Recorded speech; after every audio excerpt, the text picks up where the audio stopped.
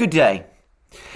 Over the course of the last few hours, there have been more developments, both in terms of the conflict in Ukraine and in terms of the international situation. Now, I'm going to first of all, as I traditionally do, deal with the situation in Ukraine. And over the last few hours, the Russian Ministry of Defense has confirmed that Russian troops have been pulled back from Snake Island. This is this island off the coast of Odessa. Actually, it's some distance from Odessa. It's closer to the Romanian coast. And as was pointed out to me on my live stream on Locals yesterday, until 1948, it was actually under Romanian control. It was actually a Romanian island. But anyway, I'm not going to go into the history. Anyway, this island was captured by the Russians early in the war. There was a fake story that the Ukrainian garrison put up fought to the last man, which turned out to be untrue. They all turned out alive and well a short time later, and were exchanged by the Russians for some of their own people who'd been taken prisoner by the Ukrainians. And the Russians garrisoned the island, and then at the start of May, we began to get a whole series of Ukrainian attacks on the island. Now, there was a first attack on Snake Island at the beginning of May, which was repulsed by the Russians with extremely heavy losses. But since then, the Ukrainians have gradually been shelling this island from Odessa with long-range artillery and missiles. And the Russians finally decided that this was an undefendable piece of territory, and they decided to pull out from it. Now, in many programs, many videos, and over the course of my live stream yesterday, I asked the question, what is the tactical significance, the strategic significance of this small piece of uninhabited rock in the Black Sea? It's less than a kilometre square. The earlier reports that the Russians had deployed an S-400 missile system there turned out to be untrue. I was always sceptical. I'd always heard that it had always seemed to me too small to house a S-400 missile system. And I was never able to understand what its significance was. Now, over the course of my live stream yesterday, I got a stream of people providing me with various explanations why Snake Island, or Snakes Island as apparently it should be called, is important. And most of this related to the ability to build radar systems there and to conduct surveillance of the northwestern area of the Black Sea, including Romania. Now, that may be true after the war, but I wonder to what extent it's really relevant in terms of the actual battle at the moment. But regardless of that, and whatever significance Snakes Island had, it seems to me that what this episode shows is the contrast between what the Russians do and what the Ukrainians do. The Ukrainians, as I have repeatedly discussed in program after program, in Donbass, engage in stand and fight battles. They stand in a particular place, currently Lysychansk, which we'll turn to in a moment, and they try and fight there until eventually their forces there are defeated, and there are usually heavy losses, and hundreds, sometimes thousands of people are killed, and hundreds and sometimes thousands of people are taken prisoner. And I have continuously queried this policy of clinging on to undefendable locations. Now, it seems to me that what the Russians have just done is that they've actually pulled back from an undefendable location, prioritizing the lives of their soldiers, which is what a professional, a proper army, a proper high command should do. Now, let's just look at the situation on Snakes Island. And as I said, I'm not a person with a military background, but I do understand logistics to some extent. So it's a small place. You can't keep large stocks of ammunition or weapons there. You have to keep whatever systems, missile systems you have on Snakes Island constantly resupplied, and you have to keep it resupplied by sea. Moreover, it is within shelling range of Ukrainian artillery on the coastline, on the Ukrainian coast, in and around Odessa.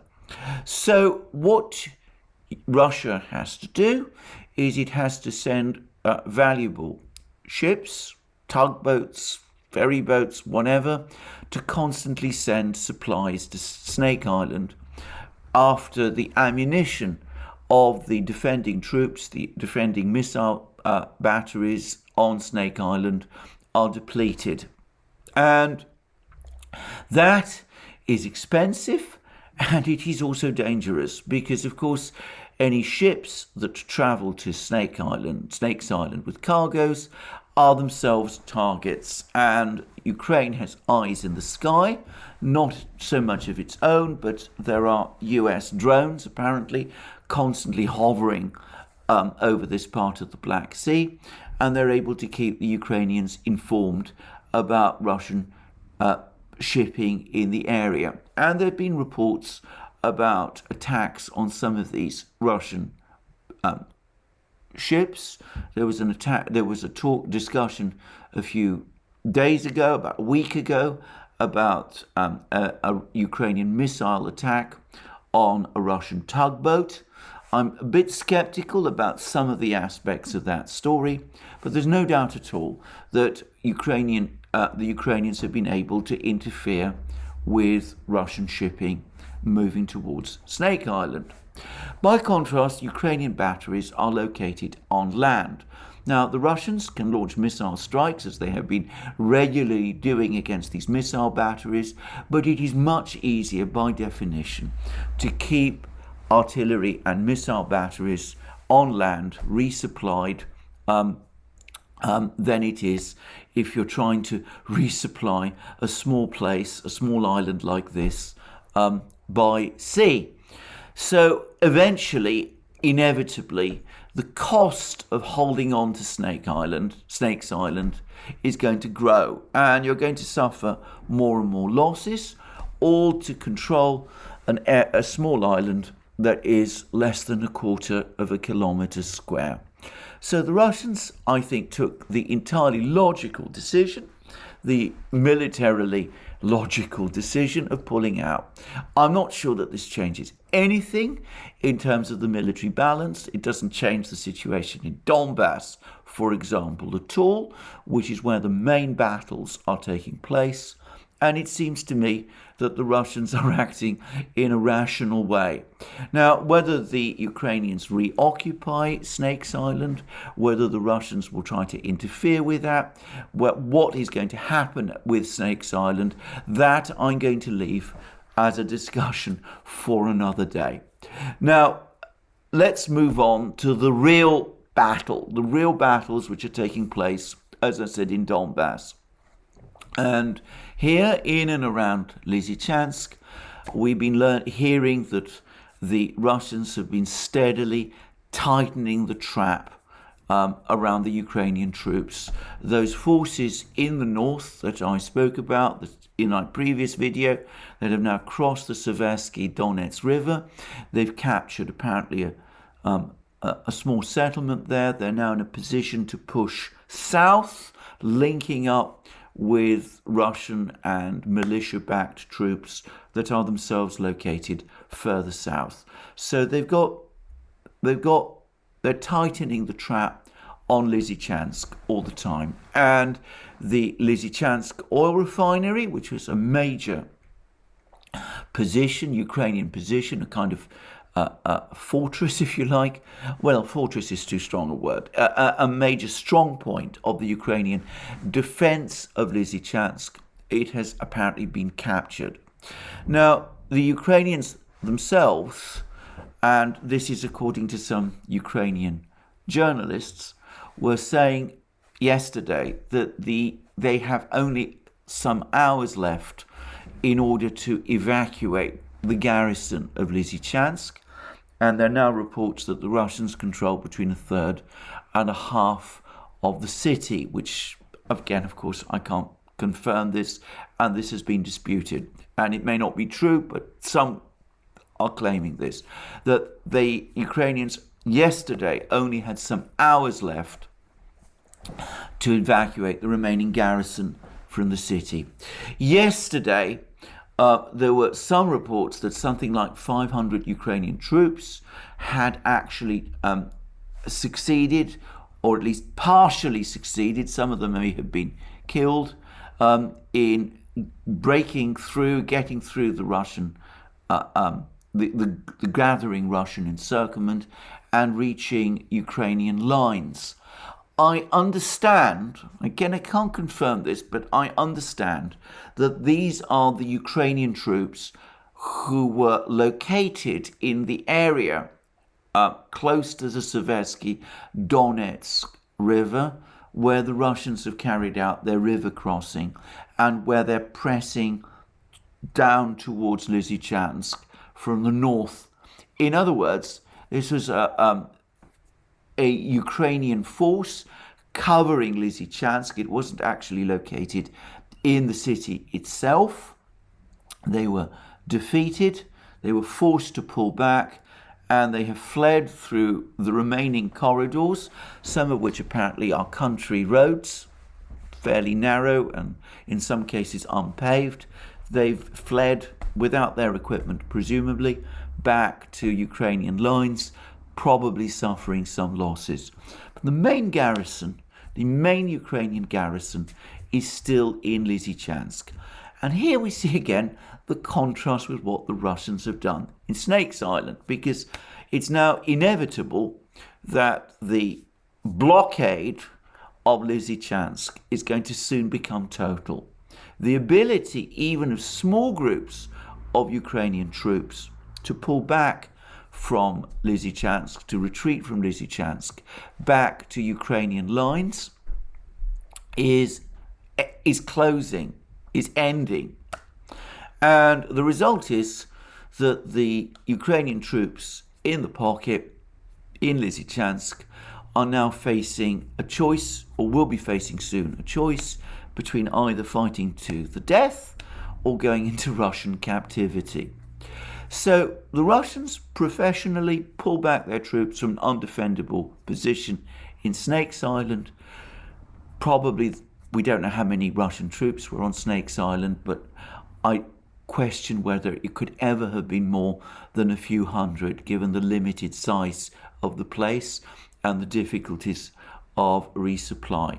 By contrast, Ukraine is likely to lose thousands of men defending Lysychansk, which is every bit as undefendable as Snakes Island. This affair, this contrast, to my mind, illustrates the difference in strategic philosophies, and it begs questions about Ukraine's conduct of the war and why Ukraine is continuing to act in the way that it is. Anyway, there we go. It looks as if Lysychansk is going to fall, probably within a couple of days. Some suggest by the weekend. I don't know. But certainly it doesn't look as if this battle in Lysychansk is going Ukraine's way.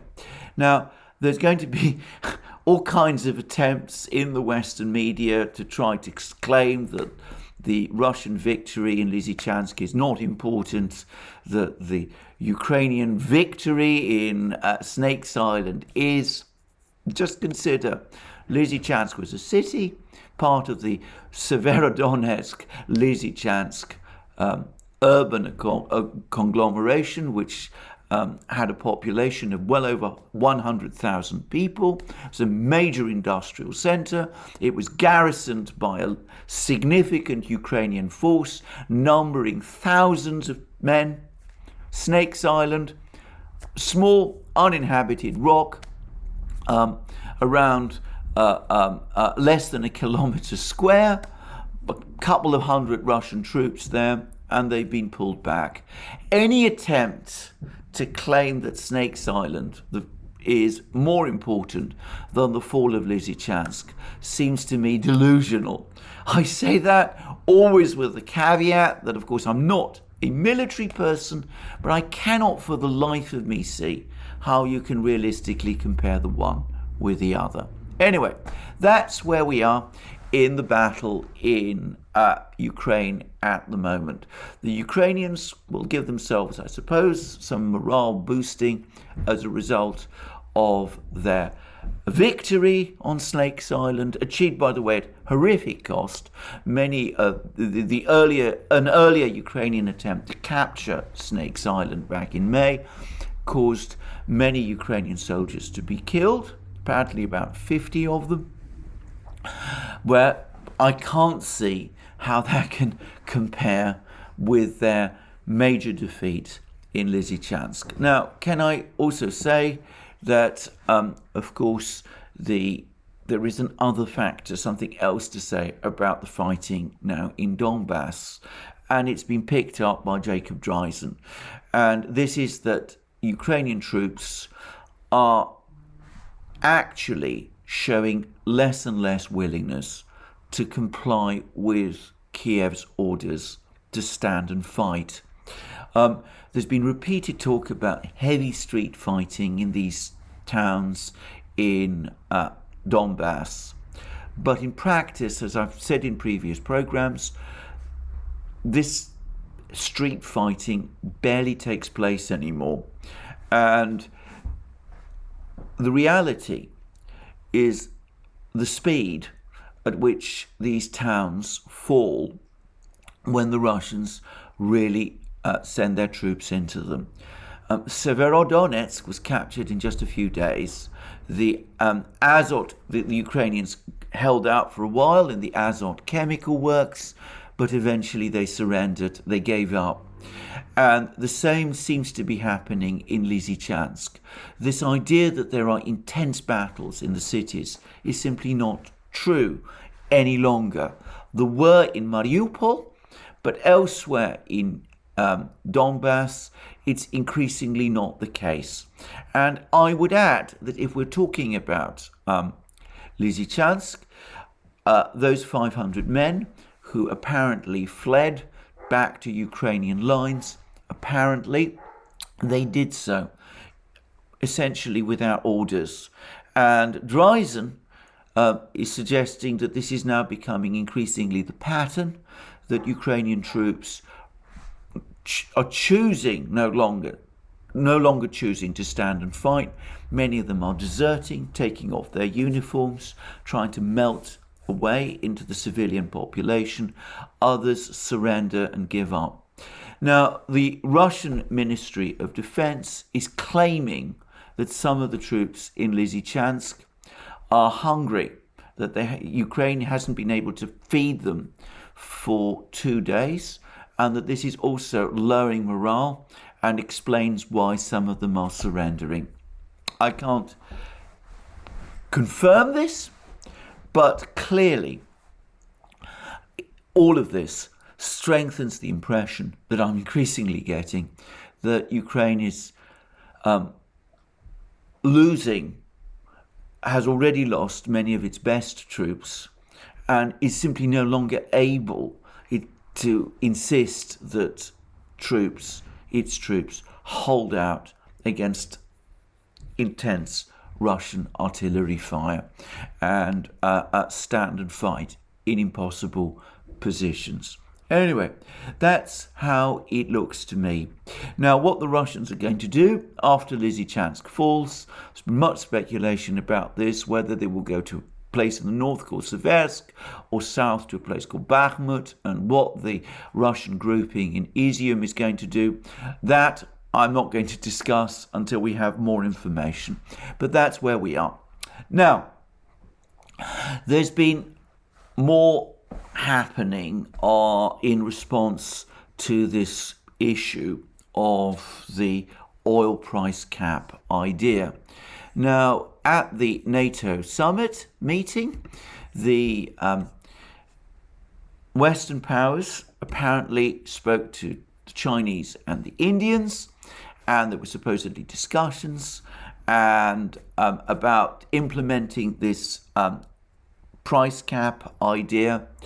And Reuters reported that somebody from some official that there'd been apparently positive on behalf of the G7, that there'd been supposedly positive and productive discussions with China and India about plans to implement this price cap on Russian oil exports. Within hours, we got a strong rebuttal from China in the form of a article from the editorial team of Global Times. Now, Global Times, as I've discussed many times, is a newspaper, a website, which publishes in Chinese and in English, and which is owned by the People's Daily, which is the official newspaper of the Chinese Communist Party. And Global Times has long been used by the Chinese government as its unofficial voice. What it says is pretty authoritative. And I'm going to read out this article in full because, to my mind, it has exploded this entire idea of this oil price cap. It says the following. The title is G7 is in no position to dictate nations' oil trade with Russia. That's the title. And then it goes on to say the so-called Group of 7 nations on Tuesday had positive and productive discussions with China and India about plans to implement a price cap on Russian oil exports, Russia reported on Wednesday. The news came on the heels of G7 agreement on exploring imposing a price cap on Russian oil, apparently as part of the West's ever-expanding sanctions against Russia. Details remain sketchy regarding the so-called discussions, and discussions is in quotation marks, which suggests, by the way, that there were no discussions, or at least that the discussions that took place were of a very limited nature. But anyway, to proceed. As of press time on Wednesday, there's been no official confirmation from relevant parties regarding Reuters' report, which cited an unidentified source. The report suggested that China and India would be able to buy Russian crude at even lower prices under the plan, but that would represent a significant shift for China and India, as both have refrained from joining in the US-led sanctions against Russia and have continued normal economic and trade cooperation with Russia. China's foreign ministry has repeatedly stated that unilateral sanctions are not conducive to resolving issues, and that China and Russia always engage in normal economic and trade cooperation on the basis of mutual respect, equality, and mutual benefit. India, despite pressure from Washington, has also continued energy trade with Russia. Although it remains unclear what the reported discussions were about and what the outcome was, one thing is very clear.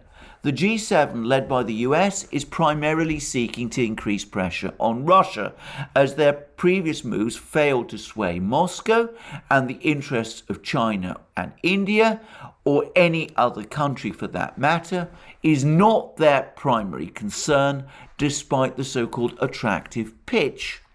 Over the past several months, the US and some of its allies imposed an embargo on Russian oil in an effort to maximize pressure on Russia, whilst the EU agreed to ban most Russian oil imports by the end of the year. But the sanction measure aimed at depriving Russia of oil revenues has proved counterproductive. According to data from the International Energy Agency, Russian oil export revenues increased by $1.7 billion in May to about $20 billion, which is well above the 2021 average of roughly $15 billion. Then came the idea of creating a buyer's cartel with the aim of keeping Russian oil supplies on the market to avoid a further price hike to limit Russia's oil revenues.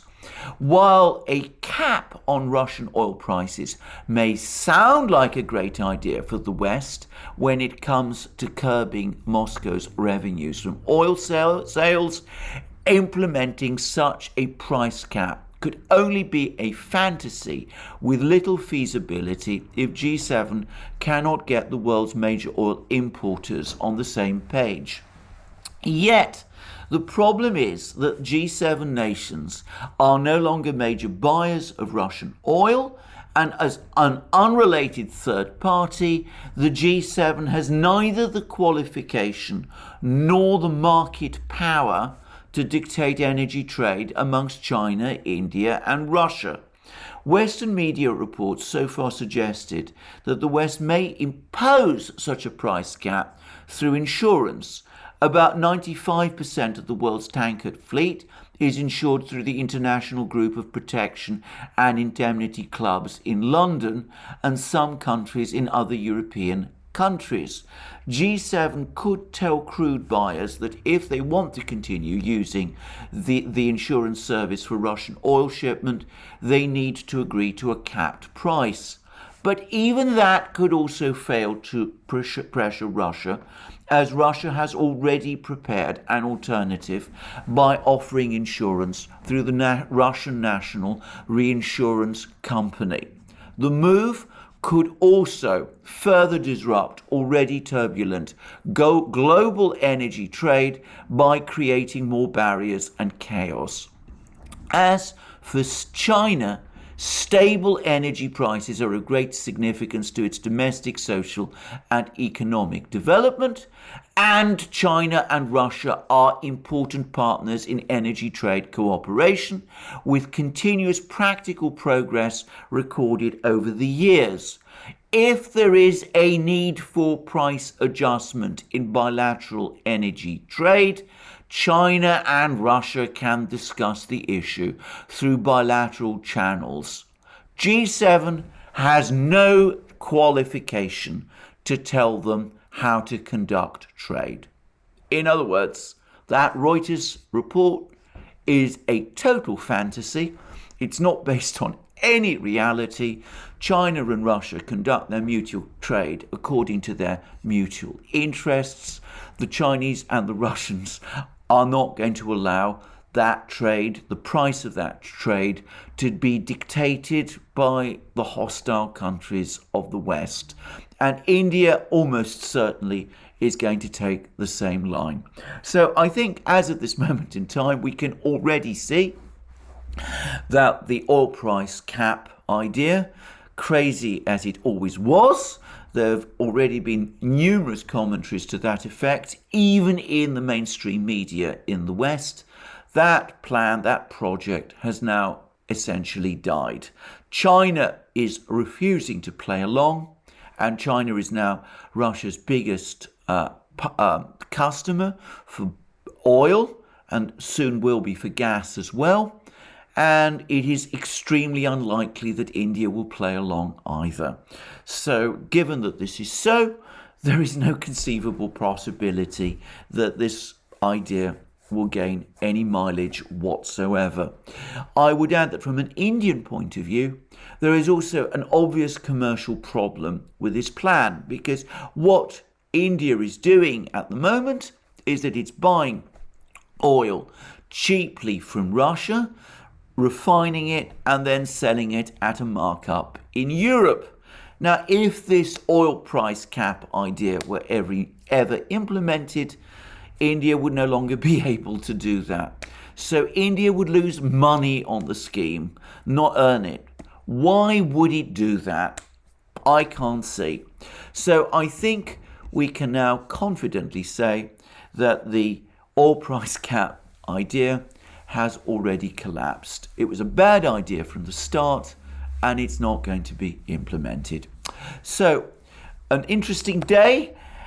There's been some further developments because at the same time as all of these events have been going on, Putin himself has been in Turkmenistan, where he's forged closer links with the Turkmen leadership. Turkmenistan, by the way, is a major gas producer, supplying gas to Europe, along, by the way, Russian pipelines. But anyway, Putin is in Turkmenistan. He's forged good relations with the Turkmen leadership, Turkmenistan's new president, who is, by the way, the son of the previous president, and also with various Central Asian states.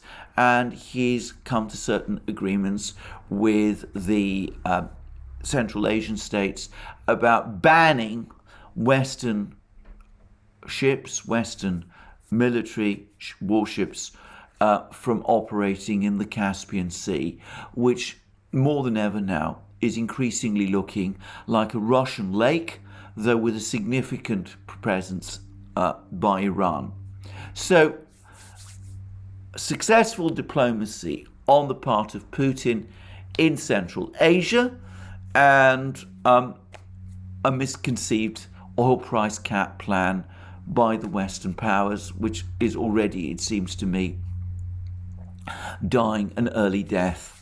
Now, as for the NATO summit meeting, I have to say I've been reading through all the NATO documents, much talk amongst them about NATO now regarding Russia as the primary threat to its security and all of this sort of thing, but very little in the way of this 300,000 man army that Jens Stoltenberg was talking about, or of more forward deployments in the Baltic. So I'll be looking at all of that in more detail, and maybe a further program from me going forward. So to summarize, Ukraine has pushed the Russians off Snakes Island, maybe installing its own garrison there. I don't know. I don't see that this... I still struggle myself to understand the significance of all of this, but a rational decision by the Russians to withdraw from Snakes Island. And continuing failure, continuing defeat for Ukraine, much more significant defeat for Ukraine in Lysychansk, in Donbass. And China essentially confirming that Janet Yellen's oil price cap idea is a fantasy. It's never going to be implemented. And at the same time, Putin strengthening his positions, Russia's positions in Central Asia. Putin, incidentally, also made some rather acerbic comments about Boris Johnson and Justin Trudeau, talking about that, making certain physical comments. I'm not going to go into all of that. I found the whole exchange about people taking off their clothes, frankly, objectionable. Putin essentially said as much, and Putin also ridiculing Boris Johnson's comments about the fact that female leaders would not have started the kind of war that he started or was forced to start in Ukraine, and Putin reminding Boris Johnson that Margaret Thatcher launched a war in the Falklands in the 1980s. I would also add that she played a key role in 1990 in getting the Western coalition together to fight Iraq over Kuwait, though she was driven out of power before the battle for Kuwait actually started. So certainly not somebody who was shy of starting a war if she thought it in Britain's best interests. And Putin, by the way, came across to me as very confident about the direction of offence in Ukraine, reiterating that Russia has not modified or retreated from any of its original objectives. So that's where we are. We'll see what further developments they're going to be over the next couple of days, and obviously I'll be returning to discuss those, and more from me therefore soon. Thank you for joining me again today. In the meantime, remember, you can find us on other platforms, Locals, where I did my live stream yesterday. It was a superb live stream, if I may say. Let me remind people that my live streams on Locals are exclusive to Locals. You can participate by joining our Locals community, where you can publish your own content if you wish to do that. And you can also, of course, read the exclusive content that we produce exclusively for Locals. And in addition, you can find us on other platforms as well: Rumble, ODYSEE, SuperU, and others. And of course, you can support us via Patreon and Subscribestar. You'll find the links under this video. You can go to our shop and buy the amazing things that you will find there: our magic mugs, our hats, our hoodies, our sweatshirts, our t-shirts, and all of those things. And in the meantime, also, please remember, if you've liked this video, to tick the like button and to check your subscription to this channel. Thank you for joining me again today. I look forward to you joining me again soon, and have a very good day until then.